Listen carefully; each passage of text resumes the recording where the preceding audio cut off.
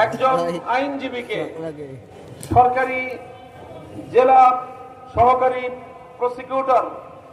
জনাব সাইফুল ইসলাম আলিফ রাহিমাহুল্লাহ এমন একজন তাজা প্রাণকে সাম্প্রদায়িক উগ্র হিন্দুত্ববাদী সংগঠন ইসকনের জঙ্গিবাদীরা নির্মমভাবে কুপিয়ে জবাই করে প্রকাশ্য দিবালোকে যেভাবে হত্যা করেছে, এই বর্বর হত্যাযজ্ঞের নিন্দা জানাই এবং এই জাতীয় হত্যাকাণ্ড এবং সাম্প্রদায়িক দাঙ্গা সৃষ্টির উস্কানিমূলক সকল তৎপরতার বিরুদ্ধে দেশবাসীকে সজাগ থাকার উদাত্ত আহ্বান জানাই। সংগ্রামী সাথী ও বন্ধুগণ, আজ এ কথা বলতে কোনো দ্বিধা নেই। বিগত জুলাই এবং আগস্ট মাসে